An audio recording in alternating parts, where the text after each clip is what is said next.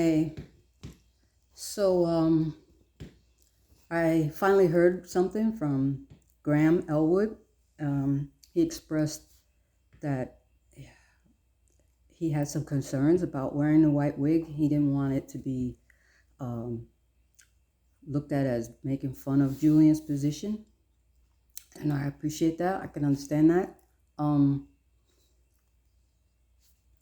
what I want to say is that there is a sense of humor to it. There is um, a in your face brightness that automatically comes with it because it's white. There's the humor for Julian.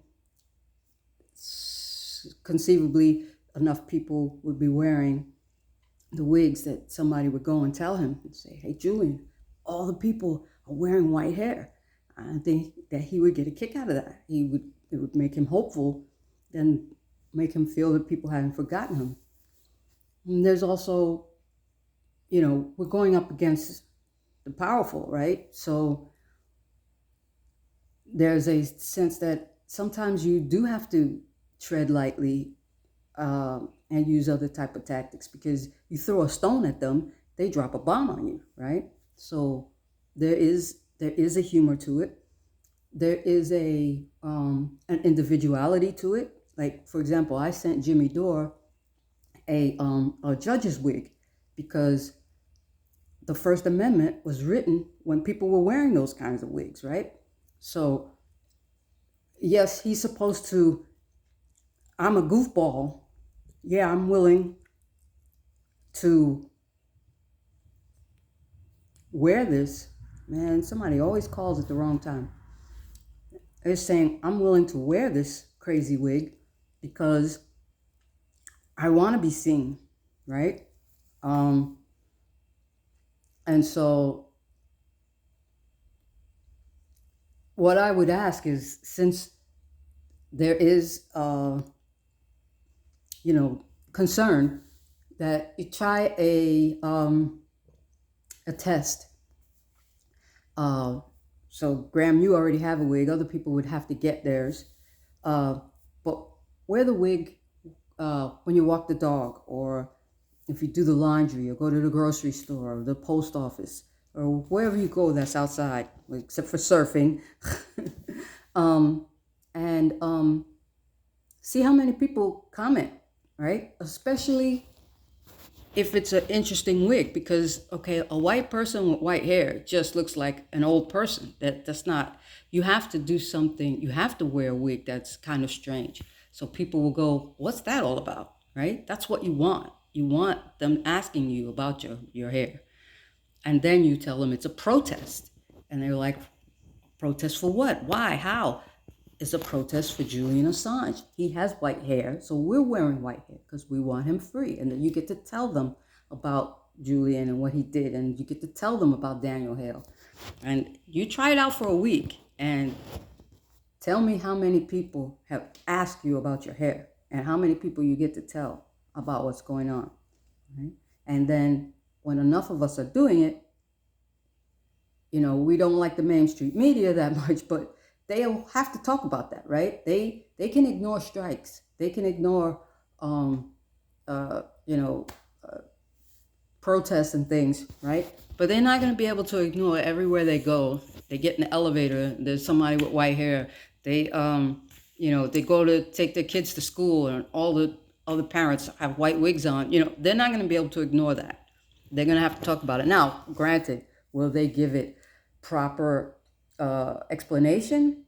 Probably not, but it still will be talked about. And if they give it improper explanation, and then a person says, "Well, you're saying all these bad things about him, but I still see hundreds and hundreds of people wearing his hair, so they obviously don't agree with what you're saying," right? So there's that. So yeah, I'm asking you all to try it out for a week, see how many people ask you. One of the things I do, I got this paper here, where I work, I'm able to get away with a little bit. And when people ask me about it, I don't have a lot of time to talk. So I just gave them this sheet. I don't know, is this backwards here? Because yeah, it looks backwards in the film. Let me, well, basically it says, drop the charges, Julian Assange. And I just let people take a picture of that. And I don't know if you all know, but Max Blumenthal just added another name to this list, Alex Saab, who was helping, I believe, Colombia and Venezuela continue to receive monies by going around the U.S. sanctions. So, and he was basically renditioned, right? So we've got to do something. We've got to make more noise. And I think that this white hair will do it. I'm going to be moving into an Afro wig soon, so Black folks can see that they too can wear it. But yeah, it's very striking from when I do it because of my skin color.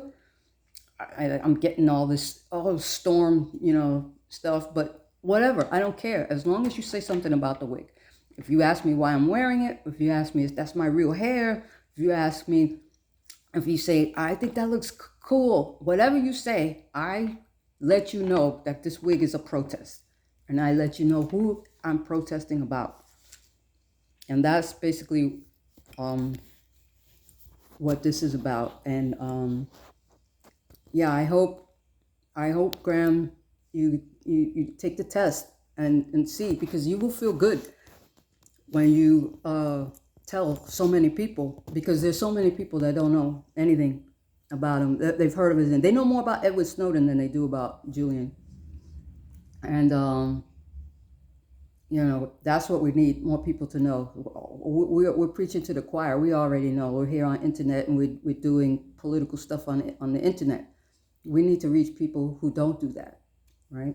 And